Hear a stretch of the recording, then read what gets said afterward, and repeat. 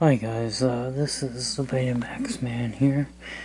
I'm gonna make this video because I really wanted to explain something. I had a YouTuber of mine, a subscriber. He asked me about if there was anything that could be done about a dim clock display. And my answer to that is sometimes. Now, this actually looks brighter with the camera than it actually is in real life. But in real life, this has actually got a very dim display. I chose this machine because it had this dim display. But what I wanted to do was explain to you one of the things that, well, some of the things you can do and some things that you may not be able to do. Now, sometimes if you've got a dim display, it's because capacitors in the power supply are starting to poop out. So sometimes by recapping the power supply, we'll restore the brightness of the display. With that being said, that may not always be the case. With this particular machine, this machine has a lot of hours on it. And when the machines have lots of hours on them and the display starts to wear out, the VFD display wears out, and there's nothing really I could do with the display on this one. Now, sometimes it could also be the circuit board that the display plugs into. Sometimes it could be a problem on that particular board that could cause a dim display or even cause a display not to display. So my thing is that yes, sometimes you can fix a dim display and sometimes you can't. And this machine has so many hours on it. Now I have actually completely recapped the power supply in this. This is an SLHF 750.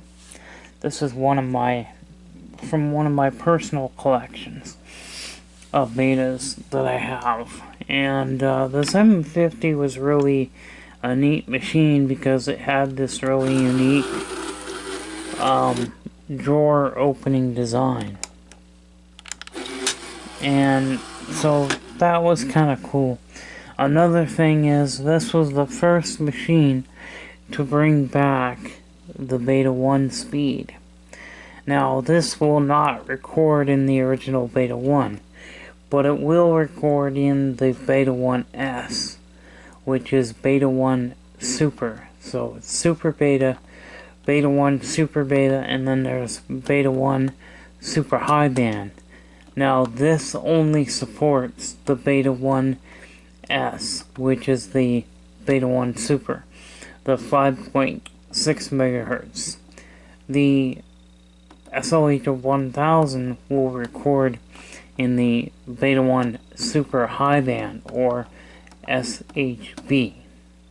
But this one only does Beta 1S, so it's the 5.6 megahertz recording capability. So, anyway, but yeah, there's nothing really that I can do for the display. Like I said, I've recapped power supply in this one. I've checked all the components in the circuit board that the display connects to. So fortunately, yeah, sometimes it's like this machine. You know, you can't, fix the dim display. And you can see it's really dim, but there's just not much I can do about it. But anyway, those are the things. One of the things you can try is recapping the power supply. Even if those capacitors read okay. Sometimes the multimeter will not give you a very accurate reading. So sometimes you'll use a multimeter, and then you might also use a ESR meter, or both. But anyway, yeah, that's the one thing I can suggest to the person who asked me what you can do about a dim display. So that is one of the things, is to recap the power supply. Another thing is check any of the components on the circuit board that the display plugs into. Check for bad caps on that one, because sometimes that's the second thing that can cause a dim display. But unfortunately, with a VFD display, when they have a certain amount of hours on them, the display starts to get dim. So really, there's just not much you can do about it. But hey, that's all I wanted to say. Hopefully this video was helpful. I did tell the YouTuber in the comments what my thoughts were, but I thought, you know what, maybe I should make a designated video on this issue so that you can understand more fully, because sometimes I don't quite know how to word things sometimes, so I figured, hey, this is probably the best way to discuss this with the YouTuber. And he has a 900, SOH of 900 that has a dim display. Oh yeah, there was one thing that I forgot about. Can you replace the display? Yeah.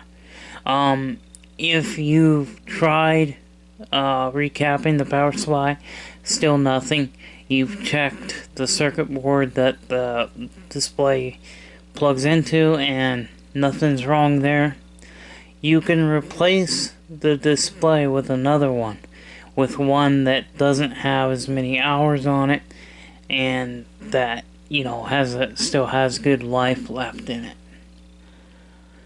So, I mean, maybe one of these days I'll replace the VFD display in this machine, and that way, get one that has a little bit lower hours on it. But when VFD displays get a lot of hours on them, they start to poop out. They get worn out, So, that's pretty much it. I hope that this video helps the YouTuber who was asking me about that.